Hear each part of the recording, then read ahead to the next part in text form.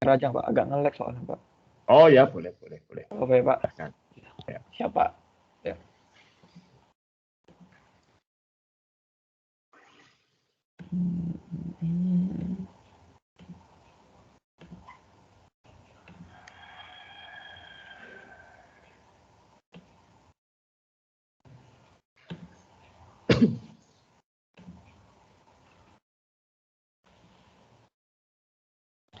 Oke, saya mulai Pak.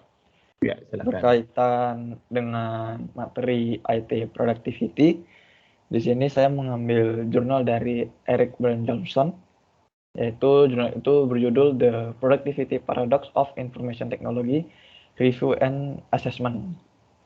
Nah, kenapa penelitian ini ada? Penelitian ini tuh hadir karena kekecewaan teknik informatika dan produktivitas.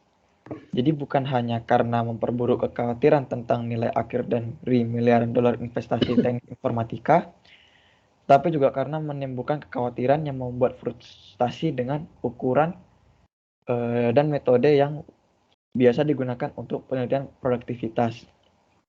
Nah, di sini peneliti mengatakan bahwa dengan memahami penyebab dari paradoks produktivitas, kita itu dapat belajar bagaimana mengidentifikasi dan menghilangkan hambatan untuk pertumbuhan produktivitas yang lebih tinggi.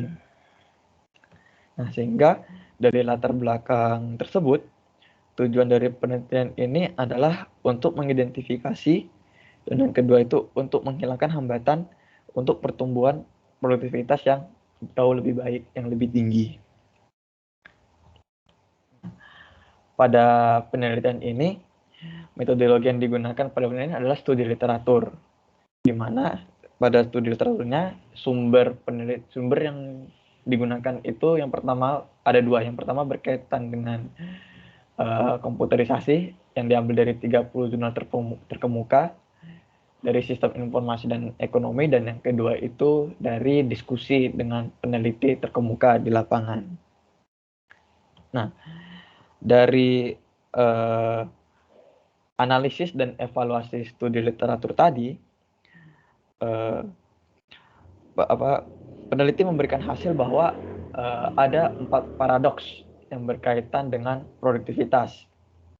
Yang pertama adalah kesalahan pengukuran, keterlambatan, redistribusi, dan salah urus. Nah, kesalahan pengukuran ini berkaitan dengan output dan input. Di sini peneliti berpendapat bahwa masalah pengukuran itu sangat kental untuk penggunaan teknik informatika di sektor jasa. Peneliti berpendapat bahwa kesalahan pengukuran itu merupakan inti dari paradoks produktivitas. Karena itu dari hasil penelitian ini, kesalahan pengukuran itu dijadikan yang paling pertama oleh peneliti. Peneliti berpendapat bahwa inovasi yang cepat telah membuat industri insentif teknik informatika itu sangat rentan terhadap masalah yang terkait dengan pengukuran perubahan kualitas dan penilaian produk baru. Variasi yang meningkat, ketepatan waktu pengiriman yang lebih baik, dan layanan pelanggan yang dipersonalisasi adalah manfaat tambahan yang kurang terwakili dalam statistika produktivitas.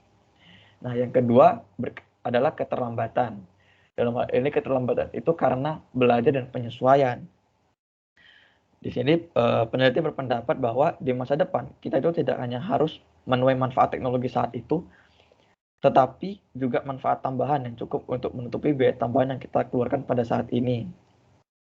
Peneliti berpendapat bahwa manfaat investasi di bidang IT itu bisa besar, namun manfaat itu tidak dapat dirasakan secara langsung. Lalu paradoks yang ketiga adalah redistribusi.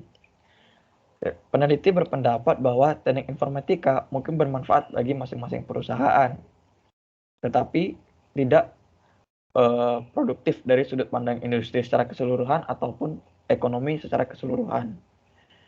Nah, di sini peneliti berpendapat seperti itu karena ada 3 alasan dari peneliti. Yang pertama itu, teknik informatika dapat digunakan secara tidak profesional untuk riset pasar dan pemasaran. Yang kedua, teknik informatika itu dapat digunakan, yang kedua sangat rentan terhadap disipasi sewa, di mana keuntungan satu perusahaan datang sepenuhnya dengan mengorbankan yang lain, bukan menciptakan kekayaan baru. Dan yang terakhir, hal-hal yang mempengaruhi harga aset dapat menyebabkan insentif yang berlebihan untuk pengumpulan informasi. Dan paradoks yang terakhir itu adalah salah urus, yaitu salah urus informasi dan teknologi. Teknik informatika benar-benar tidak produktif di tingkat perusahaan. Namun demikian, investasi dilakukan karena pengambil keputusan tidak bertindak untuk kepentingan perusahaan. Sebaliknya, mereka membangun sistem yang tidak efisien atau hanya menggunakan kriteria yang sudah ketinggalan zaman untuk pengambilan keputusan. Lalu, untuk sebagai jurnal pembanding, di sini saya mengambil jurnal dari Stephen D. Oliner dan Daniel Escher yang berjudul Information Technology and Productivity. Where are we and where are we going? Di sini sebelumnya saya mau minta maaf Pak karena kemarin kan ada cari dari Sinta cuma belum ketemu. Akhirnya solusi terakhir saya cari dari Google Scholar. Nah, nggak apa-apa. Baik, terima kasih Pak. Nah, kenapa penelitian ini ada? Jadi yang menjadi dasar dari pertemuan itu berkaitan dengan suatu peristiwa di tahun 1990 di mana pertumbuhan produktivitas ekonomi Amerika Serikat yang melonjak di tahun 1990. Nah, di sini kebangkitan ini dikaitkan dengan teknologi informasi. Namun tak lama setelah konsensus ini muncul, permintaan akan produk teknik informatika itu turun tajam, menyebabkan menjadi ada perdebatan sengit nih tentang hubungan teknik informatika dengan produktivitas. Nah, dengan latar belakang tersebut, tujuan dari penelitian ini itu adalah untuk memahami atau memperkirakan tren apa yang mendasari pertumbuhan dari produktivitas. Nah, metodologi yang digunakan pada penelitian ini itu menggunakan kerja akuntansi pertumbuhan dari neoklasik yang dipelopori oleh Solow, di mana hasil dari pengelolaan kerangka kerja ini menguraikan pertumbuhan produktivitas ada 3 faktor besar yang mempengaruhinya, yaitu peningkatan jumlah modal per jam kerja, perbaikan dalam kualitas tenaga kerja, dan yang terakhir adalah pertumbuhan produktivitas multifaktor. Peningkatan jumlah modal per jam kerja, peneliti berpendapat bahwa peningkatan output per jam kerja di masa mendatang itu akan bergantung penting pada laju kemajuan teknologi dalam industri semikonduktor dan sejauh mana produk yang mewujudkan kemajuan ini menyebar melalui ekonomi. Yang kedua, perbaikan dalam kualitas tenaga kerja. Peneliti berpendapat bahwa memperoleh pemahaman yang lebih baik dalam tentang perkembangan teknologi di sektor IT itu harus menjadi prioritas tinggi bagi mereka yang mencoba menjelaskan tren produktivitas. Dan yang terakhir, pertumbuhan produktivitas multifaktor. Di sini peneliti berpendapat bahwa IT memiliki peran yang penting dalam pertumbuhan produktivitas tenaga kerja di masa depan. Nah, dari artikel pertama dan artikel kedua tadi, saya berpendapat bahwa hasil penelitian pada artikel kedua itu dapat mendukung hasil penelitian dari artikel pertama, di mana penelitian pada artikel kedua mengatakan bahwa memperoleh pemahaman yang lebih dalam tentang perkembangan teknologi di sektor IT harus menjadi prioritas tinggi, dan ini tentu saja akan menjadi solusi pada artikel pertama, di mana pada artikel artikel kedua berkaitan dengan keterlambatan. Artikel pertama berkaitan dengan keterlambatan karena belajar dan penyesuaian. Nah, dengan demikian, cepatnya pemahaman berkaitan dengan IT akan semakin mengurangi keterlambatan yang disebabkan karena belajar dan penyesuaian tadi. Pada artikel kedua juga dijelaskan di mana peneliti berpendapat bahwa IT memiliki peran penting dalam pertumbuhan produktivitas tenaga kerja di masa depan. Pendapat ini sejalan dengan jurnal pertama, tetap berkaitan dengan keterlambatan, di mana pada artikel pertama peneliti berpendapat bahwa di masa depan kita tidak hanya harus menuai manfaat teknologi, tetapi juga manfaat tambahan yang cukup untuk menutupi biaya tambahan yang kita keluarkan pada saat ini. Oke, demikian dari presentasi saya, Pak. Terima kasih. Biar bisa open cam. Ya. Oke, pertama, artikel yang kamu dapatkan itu bagus. Artinya itu sebetulnya tidak harus Sinta. Sinta itu standar untuk kalau dari institusi di dalam negeri. Ya, Pak. Ya. Tapi kalau itu kamu dapatkan dari jurnal luar negeri, nah itu ada standar. Biasanya yang dipakai di Indonesia itu adalah namanya Scopus. Oh ya. Dan itu rame lah. Dan jurnal-jurnal itu kemudian diklasifikasikan dalam Q atau quarter berapa. Ya. Tertinggi tentunya ada Q1. Nah, yang kamu sampaikan tadi itu saya sempat cek di Google Scholar, itu masuk ke Q3. Nggak apa-apa, karena begini, jadi ada fenomena yang namanya itu jurnal predator, ya, atau publikasi yang sifatnya predator. Jadi itu tidak benar-benar melewati proses review dan lain sebagainya. Tapi si penulisnya bayar lalu dipublikasikan, gitu loh. Ya, sehingga kualitasnya karena tidak direview secara akademis, ya kualitasnya lalu diragukan. Itu. Nah, jadi memang maka kemudian ada peringkat-peringkat ranking jurnal seperti Sinta, gitu ya, Scopus itu untuk memastikan bahwa ajang publikasinya itu merupakan ajang publikasi yang beneran, tidak predator atau abal-abal gitu. Jadi nah, yang kamu temukan itu sudah Q3, itu sudah cukup bagus, gitu ya. Oke, jadi nggak masalah. Oke, lalu tadi juga kesimpulanmu sudah cukup baik, gitu ya. Sudah memenuhi apa yang seharusnya itu dilakukan. Jadi kamu sudah melihat bagaimana keterkaitan antara satu dengan berikutnya. Oke, nah untuk minggu berikutnya itu sukses and failure ya. Oke, Pak. Ini keberhasilan kegagalan itu juga cukup banyak yang meneliti. Kalau produktivitas ini tidak terlalu banyak, tapi sebetulnya bisa. Nanti saya bahas. Jadi minggu depan itu kegagalan dan keberhasilan. Oke. Nah, sekarang produktivitas, gitu kan. Nah, dulu teknologi informasi itu bukan teknik informatika ya, tapi teknologi informasi IT itu teknologi informasi. Jangan menggunakan teknik informatika, nanti orang bingung. Ya. Jadi teknologi informasi itu kan pada awalnya merupakan investasi untuk support. Dukung. Ya.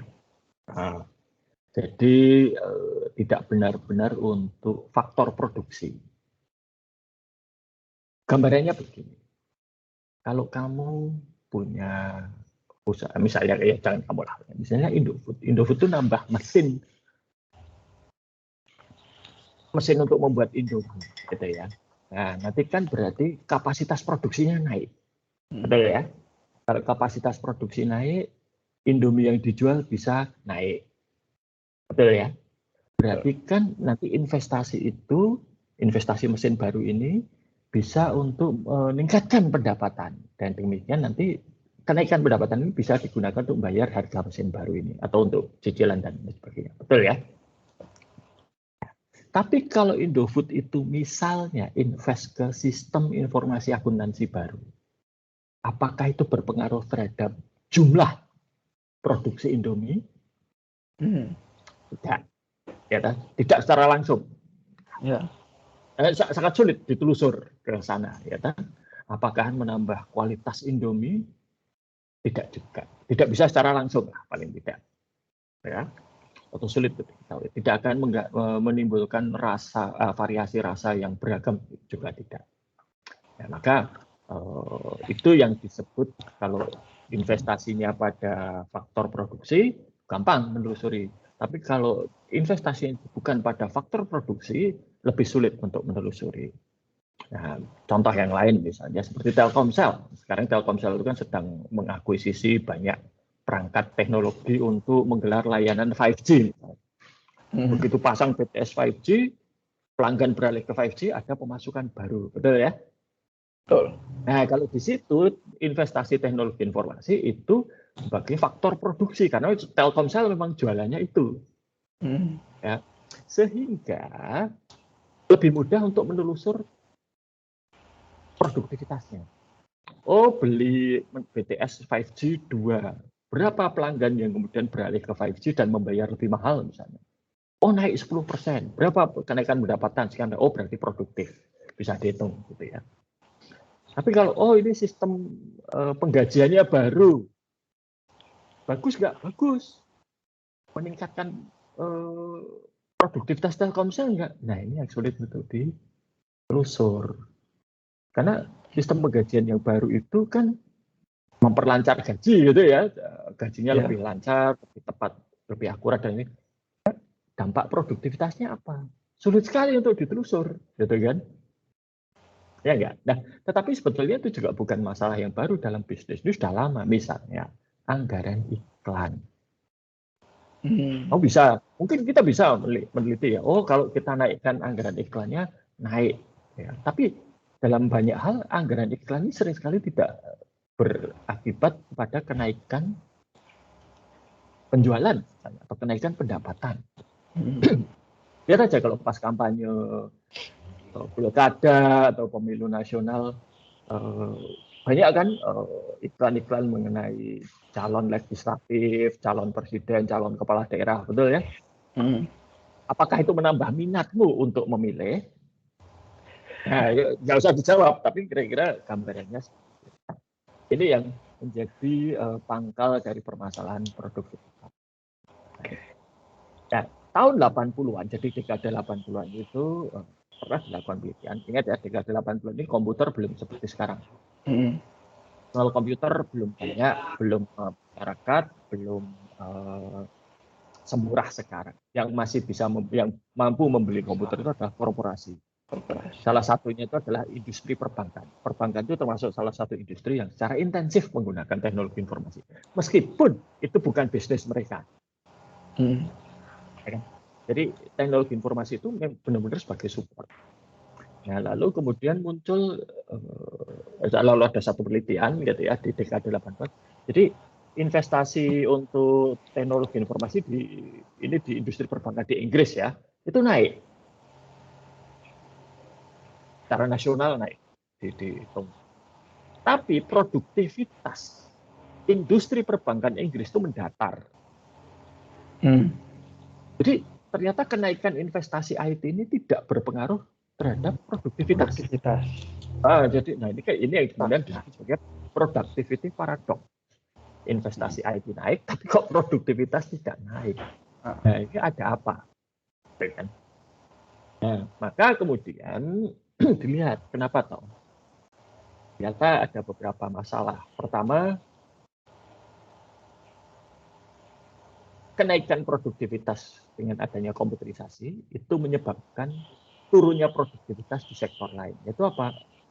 Awal di tahun 80-an 90-an itu kalau kamu belum lahir ya berarti ya. Kamu lahir tahun berapa tuh? 99, Pak. Nah, ya. Jadi di 80-an 90-an awal lah terutama itu kalau ada istilah komputerisasi itu identik dengan karyawan kehilangan pekerjaan sehingga harus diberhentikan. Nah, digantikan dengan komputer. Ya. Jadi maka di industri perbankan kemudian ketika komputerisasi mulai banyak diperkenalkan, banyak karyawan yang kehilangan pekerjaan.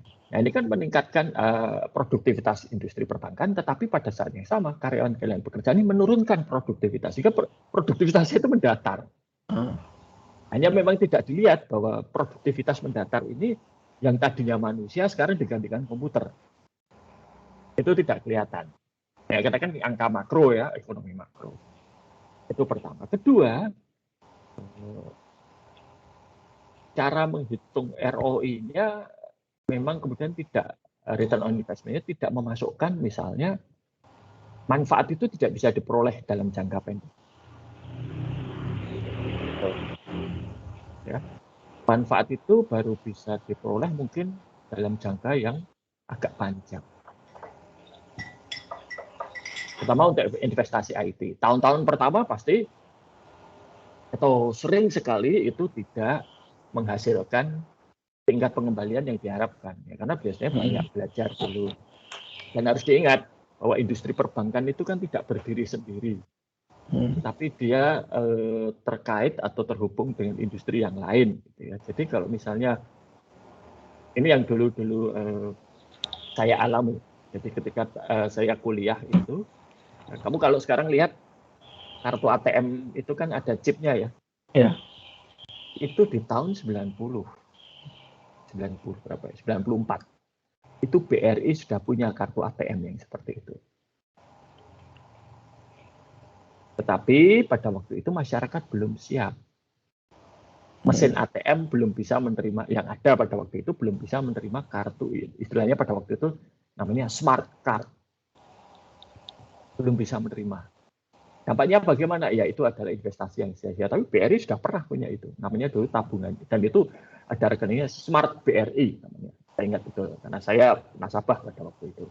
Mencoba. Ternyata ya nggak bisa diterima di banyak tempat. Hanya bisa diterima di BRI. Itu menyebabkan masalah. Nah, padahal investasinya cukup besar. Gitu kan. Dan terbukti bahwa memang itu teknologi itu tuh sebetulnya smart card dengan chip itu adalah teknologi yang memang ya seharusnya seperti itu sekarang. Sekarang hampir semua kartu ATM pakai chip kan. Ya. Pita magnetik sudah dipakai karena itu tidak aman. Dan BRI sudah mulai dari berapa tahun yang lalu berarti? Hampir 30 tahun yang lalu. Ya. Tapi ya karena memang waktunya belum cukup, lingkungannya itu belum siap, ya jadinya seperti itu. Ya. Oke, nah kemudian manfaatnya tadi jangka panjang. Lalu sering sekali tidak memperhitungkan manfaat-manfaat lain yang muncul. Contoh ya, kamu sekarang kan pakai email dari universitas ya, npm@students.org. Nah itu tuh sering sekali tidak disadari bahwa ketika universitas itu mengeluarkan uang untuk bayar supaya mahasiswa ini dapat akun email @students.org, itu sebetulnya adalah iklan, terutama ketika digunakan untuk berkomunikasi dengan pihak di luar Atmajaya. Dulu saya itu tahu banyak sekali ada universitas di luar negeri itu, zaman dulu belum seperti sekarang ya, di mana Google itu sudah merajalela, dulu belum ada. Saya cari tahunya bagaimana. Terpaksa penyedia jasa informasi mengenai universitas itu ya masih terbatas pada agen-agen pendidikan, dan itu bayar. Saya malas gitu kan. Lalu ya komunikasi. Saya ikut mailing list pendidikan gitu ya, ikut mailing list organisasi profesi. Lalu di situ banyak dosen-dosen dari berbagai negara ikut, dan saya amati domain mereka. Apa ini? Gitu kan. Dan saya domain email itu saya buka. Oh, ini universitas, ternyata universitas ini ya. Dulu ada satu universitas pdx.edu. Tapi ini universitas apa? Setelah saya buka itu ternyata adalah Portland State University di Amerika Serikat, di negara bagian Oregon. Gitu ya. Nah, macam-macam. Dari situ kemudian, oh ternyata, nah ini kan sebagian dari pemasaran, gitu ya. Dan kalau kamu berkirim email dengan akun resmi, untuk kepentingan resmi tentunya, orang kan juga lihat ya kalau ini Anom ini dari Atmajaya gitu kan. Ini di belakang Anom itu ada seseorang, ada satu institusi resmi yang menjamin identitas Anom. Jadi ini pasti bukan spam, pastinya gitu ya. Bukan phishing, bukan untuk kejahatan. Kan ya, ini contoh. Saya sekarang sedang mempersiapkan perkuliahan untuk analisis data itu. Salah satu alat yang dipakai itu namanya Power BI. Dan itu harus daftar ke Microsoft. Nah, itu tidak boleh pakai email Yahoo, Gmail itu nggak boleh. Harus pakai email institusi. Nah, jadi nggak bisa pakai Gmail. Gitu ya. Kenapa? Karena hasilnya itu nanti akan dipublikasikan. Karena yang gratisan ya, itu akan dipublikasikan dan situsnya, dan Microsoft nggak mau pakai Gmail karena bisa digunakan untuk mempublikasikan data yang sifatnya itu disinformasi, gitu ya. Karena kan ini analisis data lalu dipublikasikan gitu kan. Nah, tapi kalau itu berasal dari institusi resmi seperti Atma Jaya misalnya terpercaya, ya minimal kemungkinan terjadinya disinformasi lebih rendah. Tidak saya katakan jaminan ya, tapi minimal lebih rendah. Jadi dan tidak ada akun anonim lagi gitu. Coba kamu bikin akun Gmail anonim berapa menit? Wah, 15 menit sudah selesai toh. Ya. Dan bisa kamu gunakan untuk hal-hal yang aneh-aneh gitu kan. Ya. Ya, seperti itu. Nah, maka akun ini. Nah, ini manfaat seperti ini yang sering tidak diperhitungkan ketika kita menghitung investasi. Ya, bahwa ternyata ada manfaatnya. Lalu juga dulu Atma Jaya itu memaksakan. Jadi fakultas kita itu dulu tahun 95 itu mulai mempelopori KRS online. Jadi dulu itu kalau KRS itu harus pakai kertas, ya, milih kelasnya apa, di kertas itu ditulis nama dan nomor mahasiswa, lalu dimasukkan ke laci. Laci itu ada tulisannya mata kuliah dan kelas. Jadi misalnya saya pengen ikut seminar sistem informasi, di AKT 3273 kelas C, saya masukkan ke laci itu. Caranya di Fakultas Hukum itu bahkan hanya dengan kertas double folio di kotak-kotak gitu cara. Ya, dulu zaman dulu gitu ya, kalau zaman sekarang kan sudah berubah. Dan Fakultas Ekonomi berubah. Kita pakai komputerisasi, ya. Lalu dulu kalau kamu kan di semester 1 pernah dapat pengantar sistem informasi ya. Nah, itu dulu sebetulnya ada di semester 3. Tapi karena kemudian akuntansi mulai pakai Excel dan pengantar bisnis semuanya sudah mulai pakai komputer, maka pengantar sistem informasi itu dipindah ke semester 1 di dalam kurikulum gitu ya. Nah, itu zaman saya dulu itu tahun 95 dan saya jadi asisten lab ya waktu itu, banyak mahasiswa itu yang masih kagok, mereka baru lihat komputer itu ketika masuk ke Atma Jaya. Anom, bisa mendengar? Anom, freeze ya?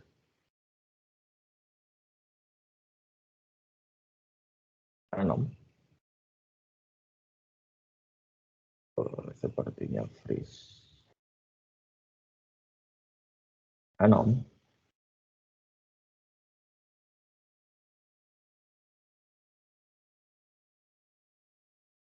Anom. Ya Pak. Ya, Maaf, sempat lampu, freeze ya, Pak. nggak apa-apa. Sempat freeze ya, oke. Baik. Jadi itu banyak mahasiswa baru Ya itu Pak. yang masuk. Jadi pada waktu itu, belum, Pak. ya sudah. Jadi Lampu. tahun 95 itu ada banyak mahasiswa baru yang semester 1 itu melihat komputer ya ketika masuk ke Atma Jaya itu. Di SMA-nya di daerahnya belum. Dulu itu kalau ada yang pakai mouse gitu ya, itu takut. Kalau ada yang pakai mouse kayak gini itu ditempelkan ke layar. Gitu. Jadi macam-macam. Sekarang mungkin ketawa ya, wah itu touchscreen gitu ya. Tapi ya zaman seperti itu. Nah, dan itu kemudian menjadi berubah ketika mulai diperkenalkan komputer. Nah, sekarang kan semua sudah serba terkomputerisasi ya. Nah, seperti ini itu mungkin tidak terlalu dipikirkan. Sebentar ya, ada tamu sebentar. Oh iya, siapa?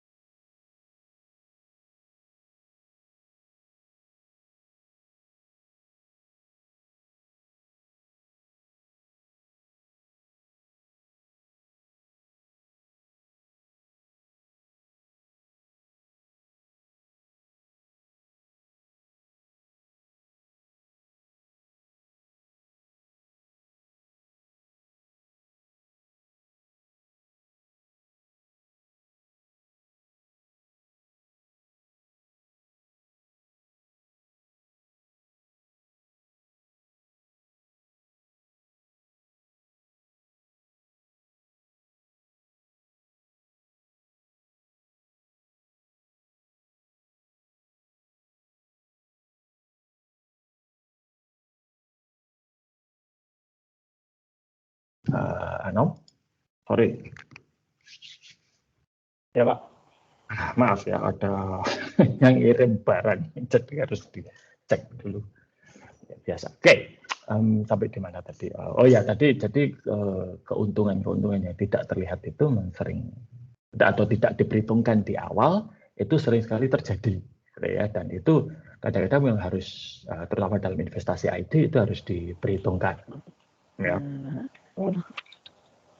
Oke, lalu, nah. Yang sering juga tidak dilihat itu adalah manfaat di masa depan. Itu contoh kasus yang lain itu adalah sekarang kan ada ya banyak yang namanya big data, data analitik gitu ya. Itu kan aslinya dari sistem biasa. Jadi data yang sudah terkumpul sekian lama itu lalu diolah gitu ya. Kalau sekarang kan kamu sampai sekarang itu kan konsentrasinya adalah kalau di akuntansi itu kan mulai dari akuntansi pengantar, SIA, SIM, lalu analisa perencanaan sistem, itu kan bagaimana buat sistem yang menangkap dan merekam data itu kan, menyimpan gitu ya. Tapi kalau data itu sudah disimpan mau diapakan? Nah, ini kan belum ya. Dulu belum, lalu sekarang mulai orang melihat, kita itu ternyata punya data, lalu mau diapakan? Nah, manfaat seperti ini juga tentunya tidak dipikirkan dulu ketika membuat sistem informasi akuntansi misalnya. Oh, ternyata data penjualan bertahun-tahun itu bisa dianalisis. Nanti ada informasi ini. Jadi kan manfaat ini belum kelihatan sekian tahun yang lalu gitu ya, ketika sistem itu dibuat. Nah, maka produktivitas itu kemudian jadi seperti apa ya istilahnya tidak bisa diukur dengan ukuran-ukuran analisis investasi biasa. Ya, harus apa istilahnya? Harus lebih fleksibel, harus lebih mau memperhitungkan atau menerima adanya manfaat-manfaat yang tidak terlihat sekarang. Tuh, ya. Oke, tuh. Nah, sekarang kalau skripsi bagaimana? Skripsi ini biasanya kalau untuk produktivitas tentunya itu adalah satu menghitung apakah investasi ini memang layak atau tidak. Halo, terdengar? Nggak usah pakai kamera kalau gitu. Nggak apa-apa. Oke, lancar sekarang?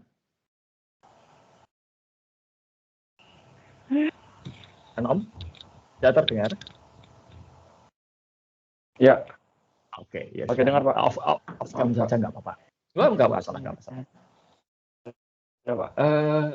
Toh hanya satu orang kan nggak apa-apa. Jadi kalau misalnya untuk penelitian gitu ya, kamu bisa meneliti misalnya apakah investasi ini layak atau tidak, investasi IT tentunya ya. Ya, tapi harus diperhitungkan apakah investasi ini itu investasi IT dalam rangka support atau ini itu adalah investasi IT untuk faktor produksi. Itu ya. Nah, tentunya ada berbagai faktor. Gitu, Anom. Ada pertanyaan nggak?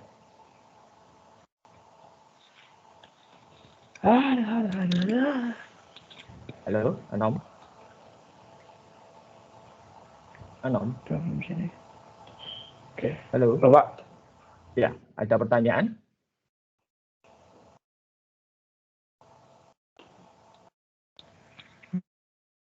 Saya chat aja deh.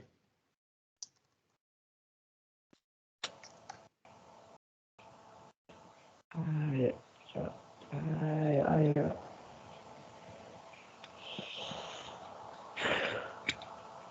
Anom,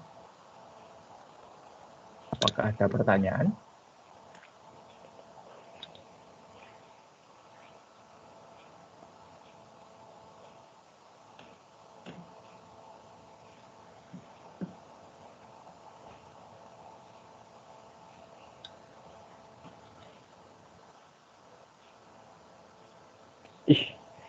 Kemana ini?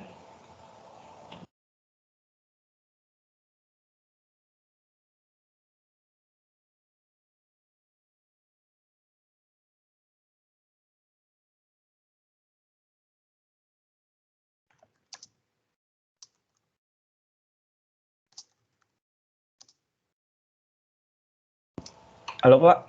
Ya. Nah, kira. Ada pertanyaan nggak? Oh iya Pak, cukup Pak. Oke, sudah sepertinya memang koneksinya sedang tidak ramah ya. Nggak apa-apa lah. Yang penting kan kamu sudah presentasi. Ya sudah, kalau begitu sampai jumpa pertemuan berikutnya ya. Baik Kak. Terima kasih Oke, ya Pak selamat materi siang, ini. sama-sama.